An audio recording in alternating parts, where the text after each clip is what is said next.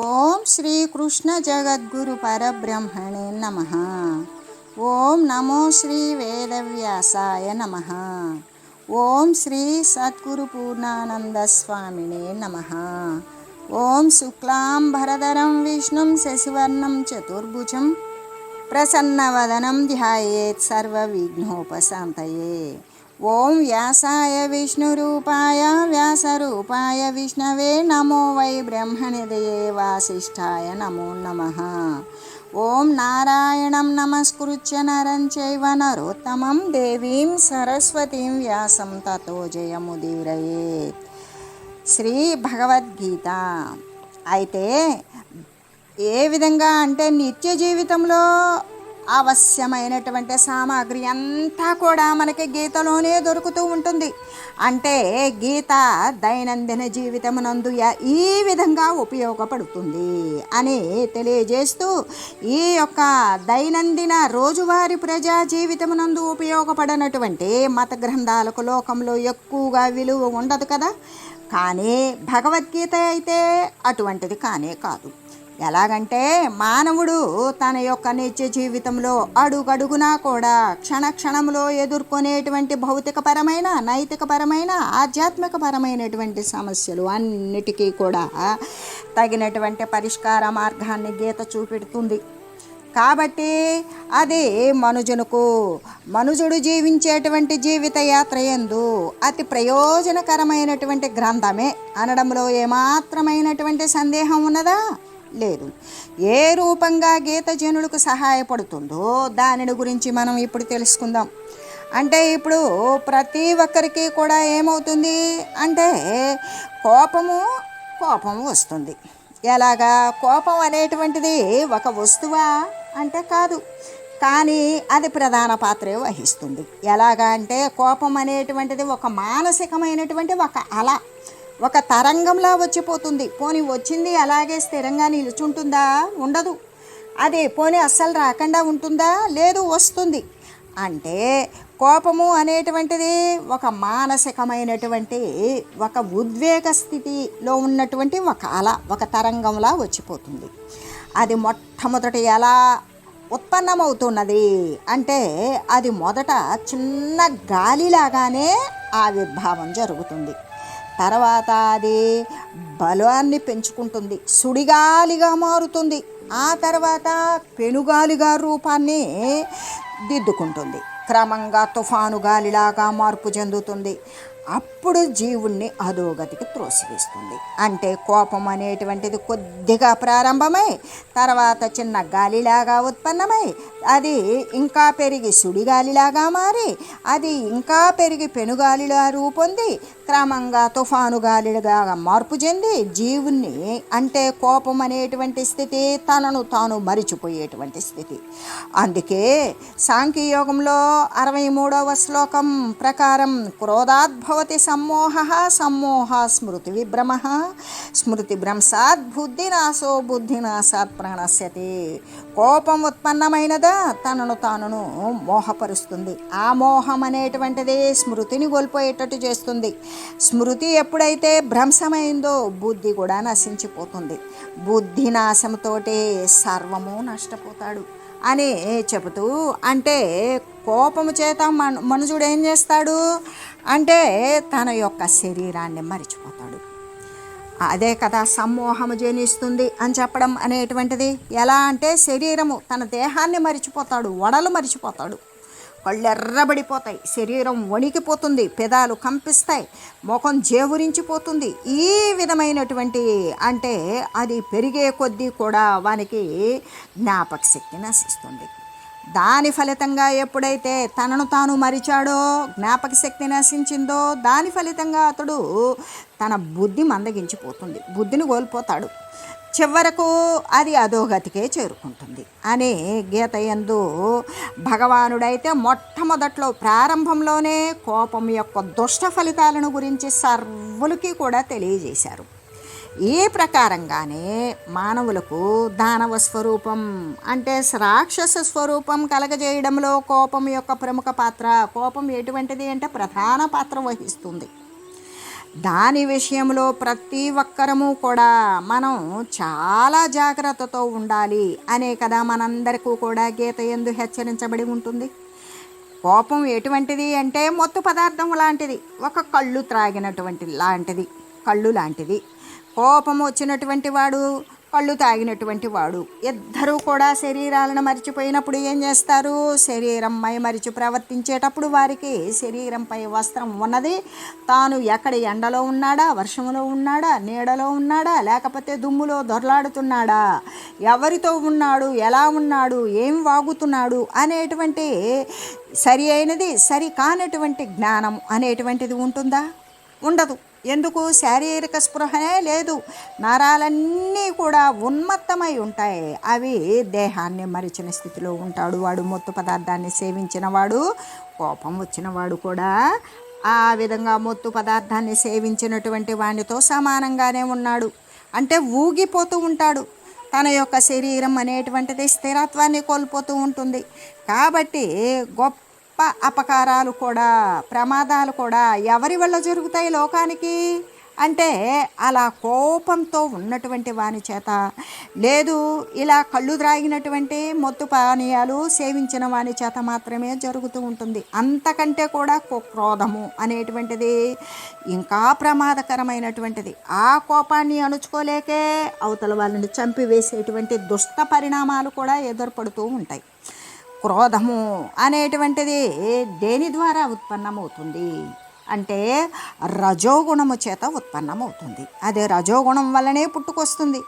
రజోగుణం కలిగినటువంటి వానికి ఏ కోశమందు కూడా, ఏ మూలా నుండి కూడా వాడికి అసలు శాంతి కానీ సుఖము కానీ ఉంటాయా? వాడు ఎప్పుడూ కష్టాన్ని, దుఃఖాన్ని, శోకాన్ని అనుభవిస్తూ ఉంటాడు. శాంతి లేకుండా అశాంతితోటే ఉంటాడు. ఏ కోశమందు కూడా వానికి శాంతి కానీ సుఖం కానీ లభించవు. అందుకే ఏమని చెప్తారు అంటే రజసస్తు ఫలం దుఃఖం. రజోగుణముతో నిండినటువంటి వానికి వాని యొక్క ఫలితం అంతా దుఃఖము, కోపము, అశాంతి మాత్రమే మిగులుతుంది అని భగవానుడు చెప్పి ఉన్నాడు కదా. ఇంకా కూడా మనకి ఏమని చెప్తూ ఉన్నది అంటే క్రోధ పారుష్యమేవచ పార్థ సంపదమాసురీం అంటే మనకు 16వ అధ్యాయం దైవాసుర సంపద్విభాగ యోగంలో 4వ శ్లోకంలో చెప్పినట్లుగానే క్రోధాన్ని అంటే కోపాన్ని రాక్షస గుణంగా చెప్పారు. ఆ అసుర గుణంగానే తెలియజేసి ఉన్నారు. ఇదంతా కూడా బాగా ఆలోచన చేసి, యోచించుకొని, తర్కించుకొని, కోపం వచ్చిన వెంటనే మనకి పైన తెలిపినటువంటి మనం మొట్టమొదటిగా చెప్పుకున్నటువంటి శ్లోకం ఏమిటి అంటే క్రోధాద్భవతి సమ్మోహ. కోపం వల్ల ఏమొస్తుంది? మనుషుడి శరీరాన్ని మరిచిపోతాడు, దాని చేత స్మృతి కోల్పోతాడు, తనను తాను మరిచిపోతాడు, జ్ఞాపక శక్తి నశిస్తుంది, దాని ఫలితంగా బుద్ధి కోల్పోతుంది, చివరకు అధోగతే చేరుకుంటాడు అనే విషయాన్ని గురించి వాడు చూసుకొని ఉండాలి. అవి జ్ఞాపకం తెచ్చుకోవాలి. భగవానుని యొక్క హెచ్చరికను మళ్ళీ కూడా మననం చేసుకోవాలి. అలా వెంటనే దానిని గురించి మననం చేసుకున్నప్పుడు అది దుష్టమైనటువంటి అతిథి. ఎందుకు అంటే కోపము అనేటువంటిది స్థిరమా కాదు. సభ్యుడు అయితే వాణ్ణి అతిథి అనరు. కోపం కూడా అతిథే, అది వస్తుంటుంది పోతూ ఉంటుంది. అటువంటి ఒక ఏదే సత్తుతో కూడిన, సత్యముతో కూడిన, న్యాయముతో కూడిన, శాంతితో ఉన్నటువంటి అతిథిని ఆహ్వానించవచ్చు. కానీ వాడి ప్రక్కన శాశ్వతంగా తన యొక్క స్థానాన్ని పదిలపరుచుకోవచ్చు. కానీ ఈ దుష్టమైనటువంటి కోపము అనేటువంటి అతిథిని ఏమాత్రము ఆహ్వానించకూడదు. ఒకవేళ మనం ఆహ్వానించకపోయినా అది వచ్చేసింది, వచ్చి రాకమునిపే వచ్చేసింది, కోపం వచ్చింది, వచ్చి రాకమునిపే ఏం చేయాలి? హృదయము అనబడేటువంటి స్థానంలో కదా అది కూర్చొని దాని యొక్క ప్రచండమైనటువంటి వీర విహారం అనేటువంటిది నెలకొల్పుతుంది. అయితే ఆ హృదయం అనే ఇంటి నుండి దాన్ని తొలగి కొట్టాలి. అది ఎప్పుడైతే అటువంటి అతిథి కోపం అనే అతిథి రాకనే ఉండాలి, తిరస్కరించాలి, ఒకవేళ వచ్చినా నెట్టేసుకొని హృదయ గేహం నుండి కూడా తరుమ కొట్టాలి అని చెబుతూ, అంతేకాదు మనకి వశిష్ఠ మహర్షులు ఏమని చెప్పారు వశిష్ఠ గీతలో అంటే భోగా భవ మహారోగా అని కదా వశిష్ఠుడు పలికి ఉన్నారు. అంటే భోగాలు సుఖాలు ఏవైతే ఉన్నవో అనుభవయోగ్యమైనటువంటి సుఖాలనే భోగాలు అంటాం. అటువంటి భోగాలు ఏంటి? సంసార మహారోగాలనే కదా అర్థం. సంసారము అంటే శారీరకమైనటువంటి రాకపోకలు, దేహధర్మాలు, చావు పుట్టుకలతో కూడినటువంటి ఉపాధులని ధరించుకోవడం, అంటే ఒక్కచోట కూడా స్థిరం లేకుండా వచ్చిపోయేటువంటి దేహాలను ధరించుకుంటూ ఉండేటువంటి స్థితే సంసారం. భోగాలు అనేటువంటివి ఈ సంసారాన్నే కల్పిస్తాయి. శరీరం ఉత్పన్నమవడం, పతనమవడం, ఉత్పన్నమవడం, పతనమవడం, వస్తుంది పోతుంది. అంటే ఈ జగత్ సంబంధమైనటువంటి జగత్తు జాయితే గచ్చితే ఇది జగత్తు, శరీరాన్ని అంటే జన్మిస్తుంది, మళ్ళీ అది పతనమైపోతుంది. ఈ విధంగా ఉండేటువంటి స్థితి ఏదైతే ఉన్నదో అదే సంసారం. ఆ సంసారం అనేటువంటిది పదే పదే పదే జరుగుతూ ఉండేటువంటిది.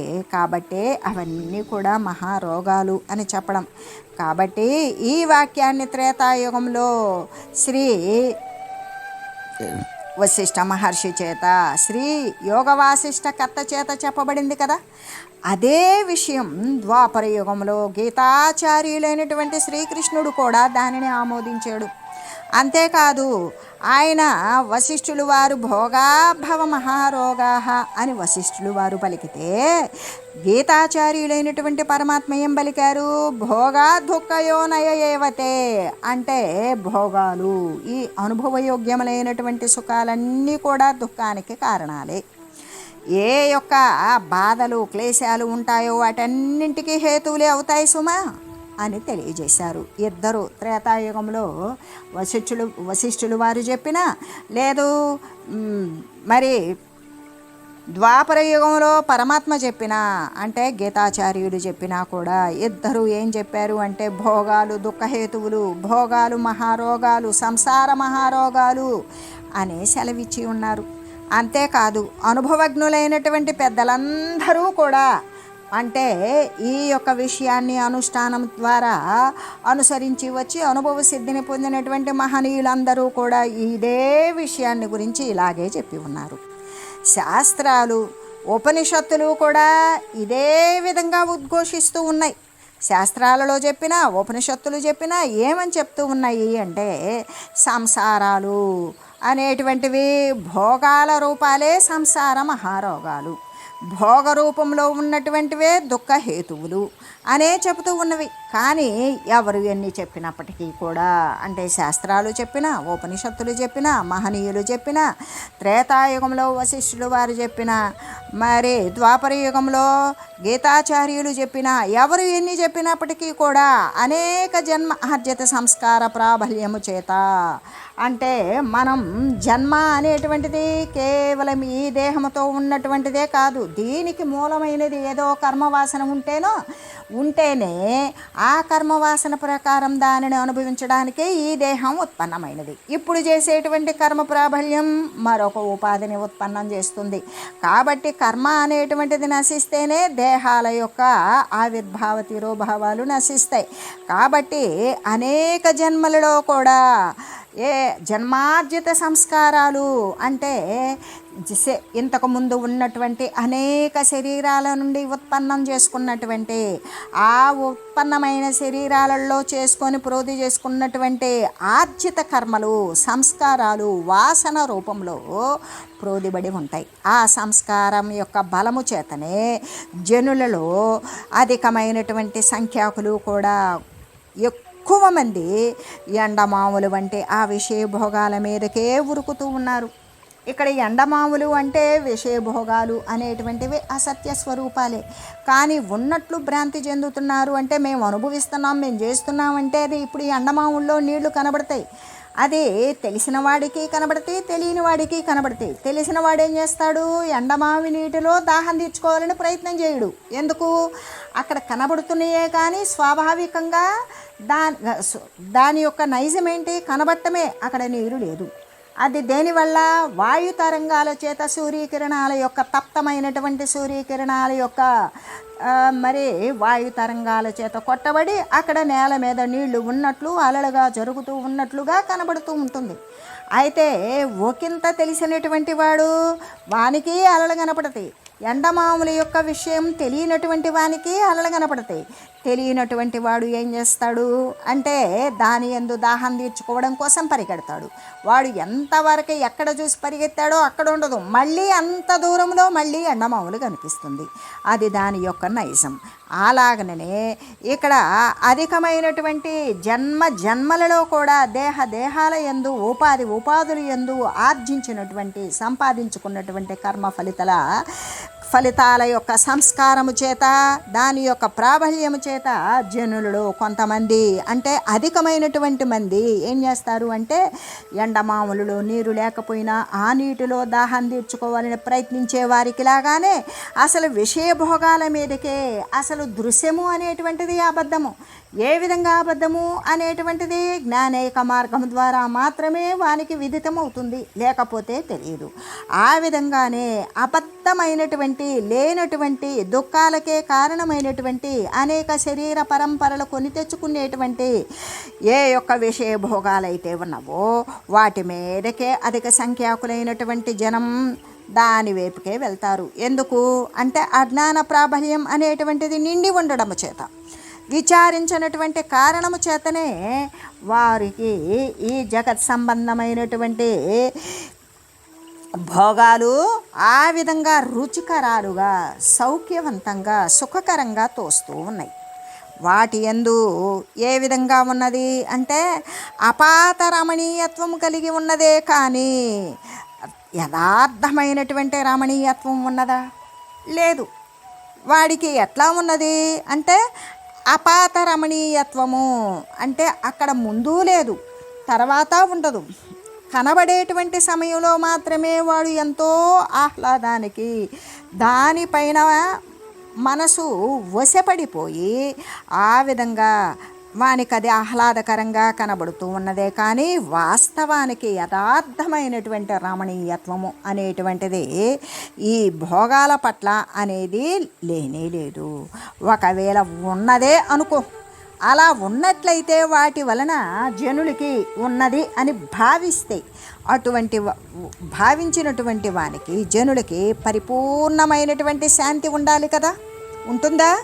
శాంతి లేదు. మళ్ళీ వెంటనే అశాంతి తయారవుతుంది. వానికి తృప్తి కలుగుతుంది, శాశ్వత తృప్తి కలగాలి. కానీ వాడు ఆ భోగాల పట్ల ఒకంత ఆనందపడినట్లుంటాడే కానీ మళ్ళీ కోరికలు తయారవుతాయి.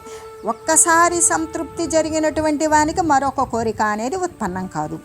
అంటే వాడు మళ్ళీ కోరికల చేత వెంపర్లాడుతూ ఉన్నాడు అంటే వానికి తృప్తి కలగలేదనే కదా అర్థం. వాడికి ఆనందం కూడా కలగవలసి ఉంటుంది, శాశ్వతమైనటువంటి ఆనందం కలగవలసి ఉంటుంది. ఎందుకు? యథార్థమైనటువంటి రమణీయత్వం దాని యందు విషయభోగాల యందు ఉండి ఉన్నట్లయితే జనులకి పరిపూర్ణమైనటువంటి శాంతి, తృప్తి, ఆనందం కలగవలసి ఉంటుంది కదా. కానీ అవి ఉండడం లేదు. ఎలాగంటే సౌఖ్యం బిందు మాత్రేణ దుఃఖం పర్వతమేవచ అంటే సౌఖ్యం ఎంత ఉంటుంది, వాని సుఖం ఎంత ఉంటుంది అంటే లవలేశమైనటువంటి సుఖం. బిందు మాత్రేన సౌఖ్యం, వాని సుఖం ఎంత ఉంటుంది అంటే ఒక బిందువు, ఒక చుక్క అంత ఉంటుంది.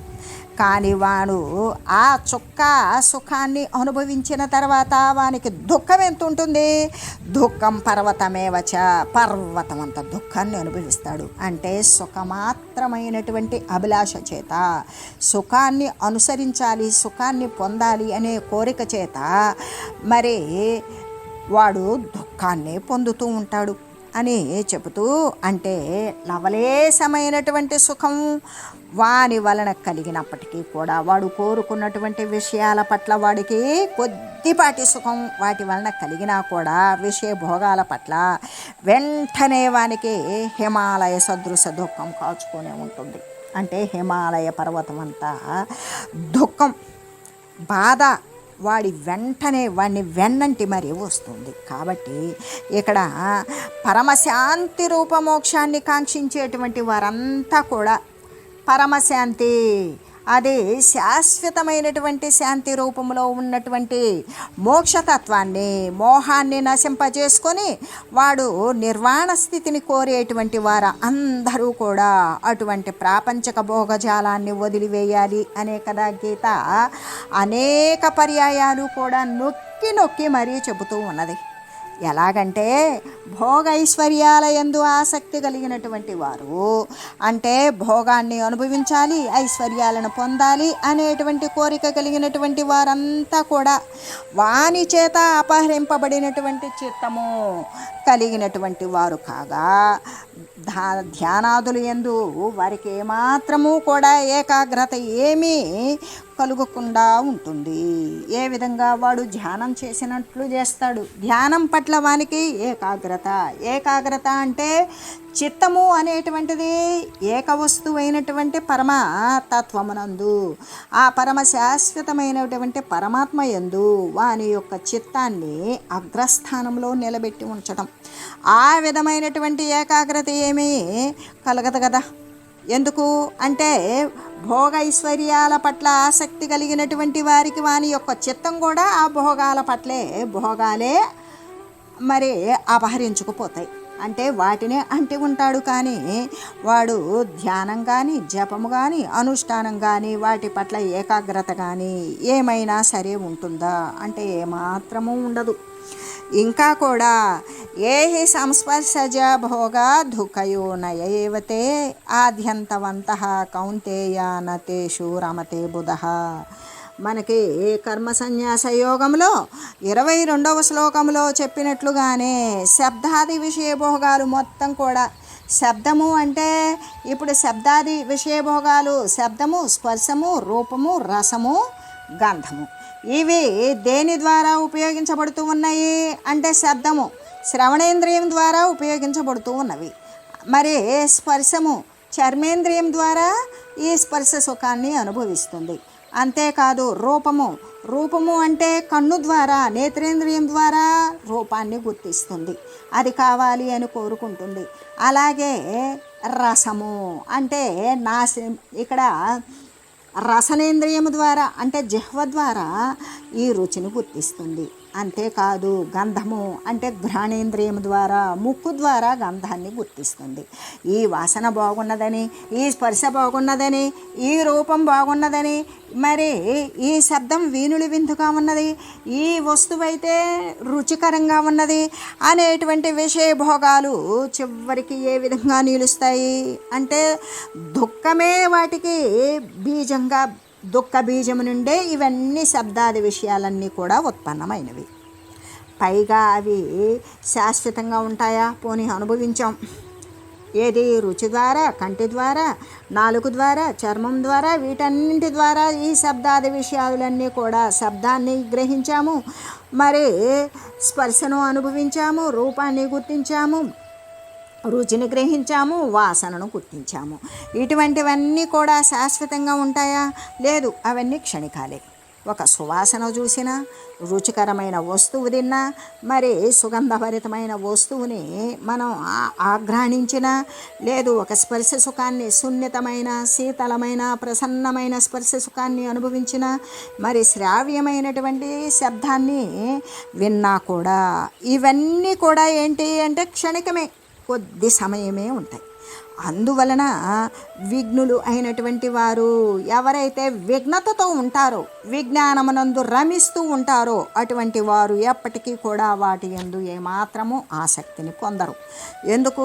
క్షణికమైనటువంటి విషయం మళ్ళీ కూడా అదే కోరుతుంది, మళ్ళీ అదే కోరుతుంది. కోరి అనుభవిస్తూ అనుభవించడం కోసం అనేక రకాలైన అవస్థలను పొందుతూ చిట్ట చివరికి దేనికి, శరీరానికి ఎంత ఆయుర్దాయం ఇవ్వబడిందో అది పతనమైన తర్వాత మరొక దేహాన్ని పొందుతుంది. కానీ ఆ కోరడం, ఆ అనుభవించేటువంటి కోరిక అనేటువంటిది మాత్రం ఎప్పటికీ సమసిపోదు. కాబట్టి తెలివి కలిగినటువంటి వారు. ఏ తెలివి? దైవిక తెలివి కలిగినటువంటి వారు. ఎవరైతే అనుష్ఠానమునందు నిలబడి ఏకాగ్రమైనటువంటి చిత్తమునందు పారమార్థిక చింతన చేసేటువంటి వారు ఉన్నారో వారు ఎప్పటికీ కూడా ఈ శబ్దస్పర్శ రూపరసగంధాలు అనేటువంటి ఈ విషయాలను అనుభవించడానికి వాటి పట్ల ఎటువంటి ఆసక్తిని కూడా పొందరు అని మనకి భగవానుడు ఈ యొక్క విషయాదుల యొక్క నీచత్వము, అల్పత్వము, తుచ్చత్వము స్పష్టంగా ప్రకటించారు. అస్ఫిరమైన క్షణికమైనటువంటి విషయాన్ని ఎంత స్పష్టంగా తెలియజేశారంటే, ఇంతేకాదు ఇంకా కూడా వాస్తవమైనటువంటి సుఖం ఎక్కడ ఉన్నది అంటే లోపలే ఉన్నది. ఎందుకు అంటే ఈ జడప్రాయమైనటువంటి దానికి కదలిక లేదు. దీనికి చేతన కలుగుతున్నది అంటే లోపల ఉన్నటువంటి చైతన్యం వలన, శుద్ధ చైతన్యం వల్ల, విశుద్ధ చైతన్య సామీప్యం వలననే జడప్రాయమైనటువంటి దేహం కూడా చేతనావంతమవుతున్నది. అంటే ఇక్కడ వాస్తవమైనటువంటి సుఖం ఎక్కడ ఉన్నది? ఒక వస్తువులో, పరిచ్ఛిన్నత్వంలో, దృశ్యమాన జగత్తునందు చూస్తూ ఉన్నాం కానీ కాదు. సర్వేక సమస్తం అంతర్బహిర్వ్యాపకంగా సర్వేకమైనటువంటి సత్తా కలిగి, సత్తాని కలిగింపజేసేటువంటి, చేతనాన్ని కలిగింపజేసేటువంటి చైతన్య వస్తువు వాస్తవానికి విచారించి చూస్తే తన యందే ఉన్నది. అది బయట లేదా అంటే బయట ఉన్నది. ముందు తన యందు ఉన్నప్పుడు దానిని చూడు, దానిని అనుభవించు, దానిని అనుష్ఠానం చేయి. ఆ యొక్క అంతఃసుఖము ఎటువంటిది? అది ఎప్పుడైతే తన యందు అంతర్లీనంగా ఉండి సర్వానికి కూడా వ్యాపించి ఉన్నటువంటి ఆ యొక్క అంతఃసుఖము ఎటువంటిది అంటే అక్షయమైనది. అక్కడ ఇంకా ఎటువంటి క్షయము లేదు. ఎందుకు అంటే అఖండమైనది అక్షయమయ్యే ఉంటుంది, ఖండమైనది క్షయమయ్యే ఉంటుంది అని విధాలా కూడా తెలియజేశారు. అంటే ఏ విధంగా ఈ యొక్క లోపలే ఉన్నటువంటి సుఖాన్ని గురించి అది అక్షయమైనది, శాశ్వతమైనది, నశింపు లేనిది అని అన్ని రకాలుగా కూడా తెలియజేశారు. బహుభంగులా వెల్లడి చేశారు. అంటే భోగాల పట్ల విరక్తి కలిగి ఉండాలని గీతయందు భగవానుడు తెలిపినటువంటి 1-2 ప్రమాణాలను ఇంకా కూడా ఇక్కడ తెలియజేయడం అనేటువంటిది సముచితంగానే ఉంటుంది అని తెలియజేస్తూ, ఓం మంగళం పావన గీతామాతా జయ మంగళం భక్తజనావళి బంధ విమోచని భవభయహారిణి భవ్యదాయిని మంగళం. ఓం మంగళం శ్రీ కురుక్షేత్ర రణక్షోణి విహారిణే పార్థసారథి రూపాయ గీతాచార్యాయ మంగళం. ఓం మంగళం మహత్.